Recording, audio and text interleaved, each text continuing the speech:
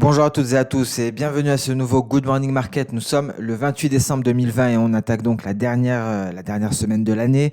Une semaine qui, à l'image de la semaine dernière, sera à nouveau écourtée. D'ailleurs, une semaine dernière qui a terminé sur une note positive pour les indices américains, avec un Dow Jones qui a réussi à grappiller 0,2%, le S&P 500 a augmenté de 0,4% et le Nasdaq de 0,3%. Alors tôt ce matin, les marchés asiatiques ont également évolué en territoire positif avec au Japon un Nikkei en hausse de 0,7%. Le Kospi coréen grappille 0,08% quand le Hang Seng gagne 0,02%. Et c'est un optimisme qui s'est étalé en ce début de séance européenne avec, on le voit, un DAX ici qui est allé chercher les 13 800 points avant de se retirer quelque peu. Le CAC 40 a également progressé actuellement à 5 555 points. Alors, aux États-Unis, le président américain Donald Trump a signé le plan de relance sur le coronavirus. A noté que le Sénat a bloqué la tentative de la Chambre des représentants de monter le chèque destiné aux Américains à 2 000 $, donc un chèque qui reste pour le moment à 600 $. Nous avons pris connaissance de certaines données en provenance du Japon, mais d'abord à noter que le Japon a suspendu les nouvelles entrées dans le pays de ressortissants étrangers non résidents, et ce jusqu'à la fin du mois de janvier. Et donc, on a pris connaissance de la production industrielle japonaise qui est restée inchangée en novembre par rapport donc au mois précédent, contre une progression de 4% en octobre et contre les attentes, et donc en dessous des attentes du marché qui s'attendait à une expansion de 1,2%. Et à noter que la France, l'Allemagne, l'Italie, l'Espagne et le Portugal ont donc déployé des efforts considérables d'un point de vue logistique ce week-end en vue de distribuer le vaccin Pfizer BioNTech. Et donc nous avons assisté aux premières vaccinations, notamment en France. À noter que le Bitcoin a réussi à dépasser la barre des 28 000 $ et est allé marquer un nouveau record historique. On va en parler un peu plus dans le détail. Sur le marché d'échange, le GBP/USD et l'euro sont les devises les plus fortes et le dollar américain et le yen japonais sont les plus en retard.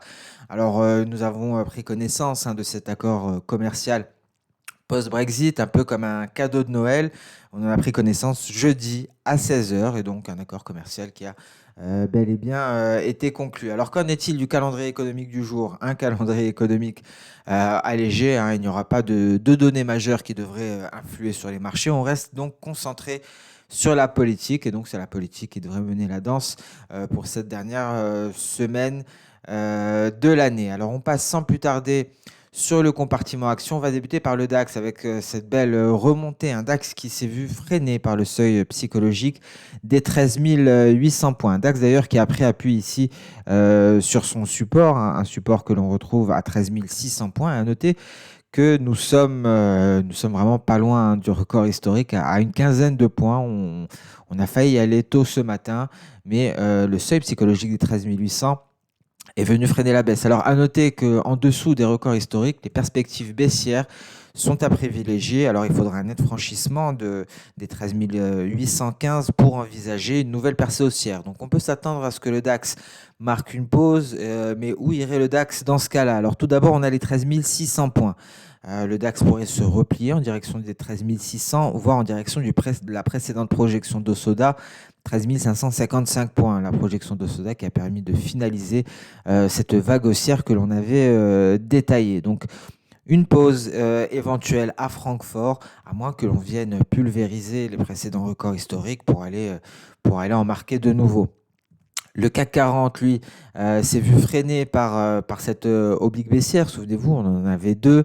On oscillait entre ces deux avant d'aller marquer un creux. Et à présent, c'est bien la dernière oblique baissière qui est venue freiner l'évolution du CAC 40. Un CAC 40 à l'image du DAX qui pourrait aller marquer une pause pour chercher les 5 500 points, voire les 5 490, précédente projection d'Osoda qui a permis de finaliser cette vague haussière. Donc, une séance européenne qui débute en nette hausse, et on peut s'attendre à une pause avant une éventuelle reprise de la percée haussière. Le Nasdaq toujours légèrement sous ses records historiques. Alors, éventuel pullback en direction des 12 745 points, donc pullback en direction de la borne supérieure de ce rectangle. Pullback attendu pour le S&P 500 lorsqu'on s'attend également à une pause pour le DAX et pour le CAC 40. Le Dow Jones est venu chercher encore une fois la borne inférieure de son précédent biseau ascendant sans parvenir à franchir donc cette oblique haussière. On notera également ici, en cas de repli, un éventuel retour en direction des 30 080, 30 030, une zone qui est marquée par les deux moyennes mobiles simples. La moyenne mobile à 50 périodes, qui est celle qui colle au cours, hein, la plus proche, donc en vert, et la moyenne mobile à 100 périodes, pardon. Toutes deux sont quasiment confondues. Le S&P 500 également s'est vu freiné par la borne inférieure de son précédent canal haussier, un retour en direction des 3706 points. Si ce niveau venait à céder, ce serait pour aller chercher les 3680. Attention, dernier rempart avant les 3660. Et donc un twist de nuage non loin d'une faiblesse. Donc prudence ici, car si on passe en dessous des 3660, on pourrait aller chercher dans un premier temps les 3630, dernier rempart avant les 3605 points. Donc voilà pour les indices américains. On passe à présent au Bitcoin. Un Bitcoin qui allait marquer un nouveau record historique. On le voit ici à droite. On est allé à gauche, pardon, le petit rectangle. On est allé chercher au plus haut les 28 292 dollars. Mais attention, il faut commencer à se méfier à présent du Bitcoin. On commence à approcher de cette fameuse zone concernant l'ATR. À noter que lorsque nous avons intégré cette zone et donc franchi ici pour l'ATR les 2200, s'en est suivi un repli considérable. Donc c'est peut-être c'est le signal que l'on attendait. Alors, à voir si une intégration dans cette zone va entraîner un repli, mais ça pourrait être un signal baissier. Et donc, on pourrait assister à un retour en direction des 20 000 dollars, voire en direction des 19 500 dollars. Donc, prudence sur le Bitcoin. Un Bitcoin qui pourrait éventuellement poursuivre. Pourquoi pas aller chercher les 30 000 points, mais en tout cas, il vaudrait mieux privilégier les stratégies de vente si on venait chercher les 30 000 points. On est en train de se rapprocher de cette fameuse zone que l'on avait indiquée, la zone qui correspond aux 2200 pour la TR, une zone qui va même jusqu'aux 2900. Donc, prudence sur le Bitcoin. On passe à présent sur les matières premières avec un gold qui est de retour à nouveau sur cette zone de résistance sur la borne supérieure de son canal baissier. Et donc c'était un échec, hein, encore une fois, lorsque l'on est allé chercher le seuil psychologique à 1900 dollars. On s'est clairement replié actuellement à 1884. Si le repli se poursuit, ce serait pour aller chercher les 1867 et donc cette moyenne mobile simple à 50 périodes. Et c'est le dernier rempart avant le fameux support des 1850 dollars. Qu'en est-il en données intraday pour le gold ici? Probable double top avec une ligne de coup aux alentours des 1859 voire 1856. Donc la prudence est de mise, hein. Le retour en direction des 1825 n'est toujours pas écarté, même si la précédente figure en ETE n'a pas été finalisée, hein. On n'a pas eu de franchissement de la ligne de coup. On est allé chercher un dernier test le 23 décembre à 13h, ce qui nous a permis donc de rebondir et traverser notre nuage pour aller atteindre les 1900 dollars. Mais d'un point de vue technique, la prudence est de mise. En cas de passage en dessous des 1860-1859, on pourrait assister à un retour en direction donc des 1825. On va essayer même de calculer le probable objectif théorique qui pourrait aller bien en deçà de ce niveau, hein. Donc, selon l'objectif théorique de ce probable double top, on pourrait même aller chercher les 1809, hein, des niveaux que l'on n'a pas revisités depuis le début du mois de décembre. Donc, prudence sur le gold, une faiblesse qui pourrait être confirmée à la traversée du nuage H1 et donc au passage sous les 1870, hein. On notera ici que les 1870, ça correspond plus ou moins à notre moyenne mobile simple à 50 périodes.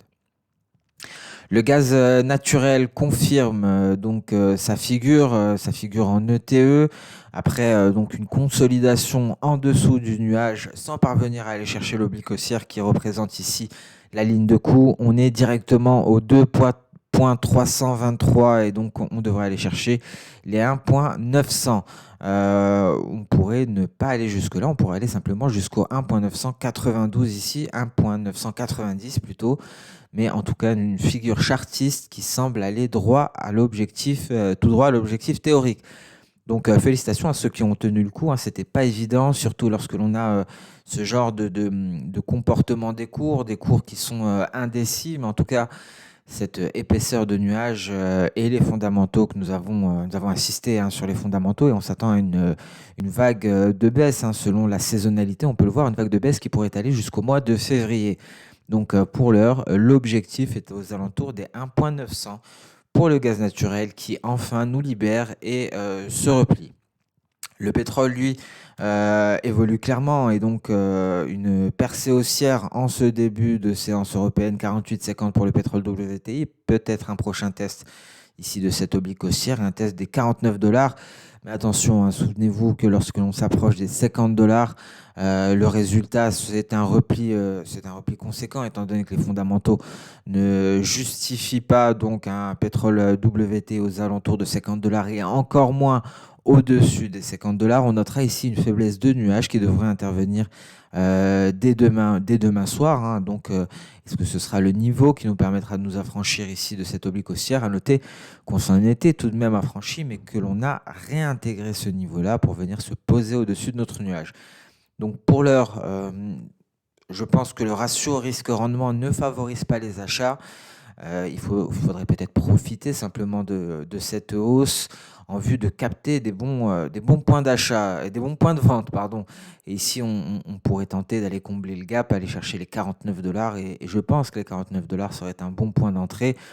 À très court terme, on pourrait espérer gagner à la baisse 1,50 €. Et l'éventuel franchissement du nuage, hein, permettrait d'aller chercher les 46,20, voire d'aller se rapprocher donc des 45 dollars. Donc prudence. Même topo pour le Brent qui pourrait aller chercher ici, se rapprocher donc des 51,80 avant de se replier. Mais d'un point de vue fondamental, les perspectives baissières sont à privilégier, peut-être un comblement du gap pour aller chercher le seuil psychologique des 52 dollars. Mais nous gardons en tête les fondamentaux. On garde en tête également cette pandémie qui continue d'effrayer les investisseurs, étant donné que cette pandémie a pour conséquence directe une baisse de la mobilité et donc une baisse de la demande. Et donc cette nouvelle souche qui a été découverte au Royaume-Uni, il y en a plein d'autres d'ailleurs, hein, même en Afrique du Sud, avait effrayé les investisseurs, car la pandémie n'est pas derrière nous et on peut s'attendre à des mauvaises nouvelles à ce niveau-là, et des mauvaises nouvelles qui pourraient nous éloigner des estimations des différentes institutions. Alors, qu'en est-il du café? Alors, tout d'abord, le café en données mensuelles, hein, nous sommes à quelques jours de la clôture mensuelle.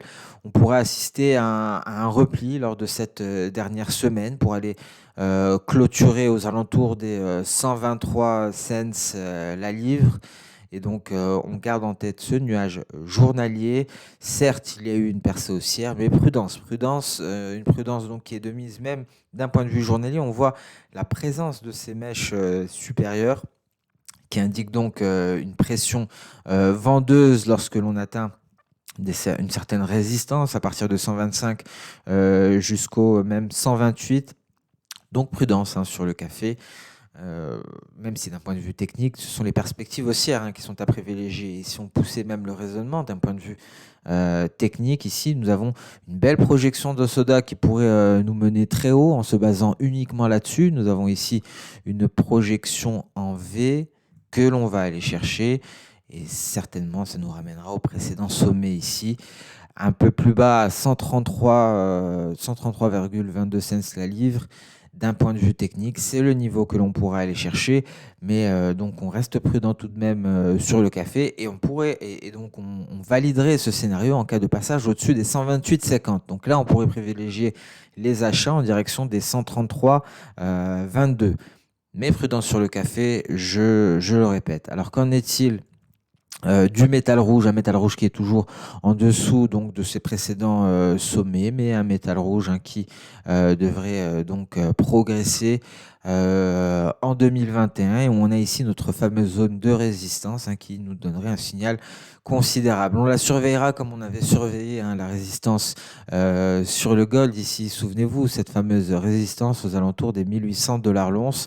On va faire la même chose, hein, pour le copper, car très certainement, après un franchissement de ce niveau, ce serait une accélération haussière qui devrait intervenir. On passe à présent sur le marché d'échange avec un billet vert en net repli qui se dirige en direction de son précédent creux, 49,660. L'euro dollar, lui, sort de son fanion aux alentours des 1,2235 avec deux objectifs en vue, les 1,2250 et ici donc les 1,2280 pour l'euro dollar. Donc perspective haussière de court terme. Attention tout de même, on pourrait assister à un pullback en direction des 1,2210, un pullback sur la borne supérieure du fanion avant de réellement démarrer, même si pour l'heure, l'euro-dollar semble y aller, mais il pourrait donc rencontrer une certaine résistance aux alentours des 1,2240. Et on y est pratiquement. Donc, prudence, même si les perspectives haussières à court terme sont à privilégier. Alors, qu'en est-il du câble? Le câble donc, qui semble former ici un probable double top, même si on peut considérer que c'est un double top. Donc, pour l'heure, les perspectives baissières sont à privilégier en direction des 1,3480. Dernier rempart ici avant les 1,3385. Et on notera cette faiblesse considérable de nuages sur le GBP USD. On aborde brièvement le USD-TRI qui avait comment dire, qui avait validé son fameux signal de vente et donc qui n'a cessé de se replier. Il faut noter que la CBRT donc, est intervenue jeudi et donc a augmenté ses taux d'intérêt, ce qui a permis donc de confirmer la configuration chartiste de repli depuis que nous l'avions signalé. Et donc la prochaine cible est aux alentours des 7,30. Et c'est sur ce que nous allons mettre un terme à ce Good Morning Market. Donc, je vous souhaite une excellente séance de trading. Je vous le rappelle encore une fois, cette semaine sera écourtée. On se donne donc rendez-vous dès demain pour la prochaine vidéo. Et donc, bonne séance de trading. Et à demain pour le prochain Good Morning Market. Au revoir.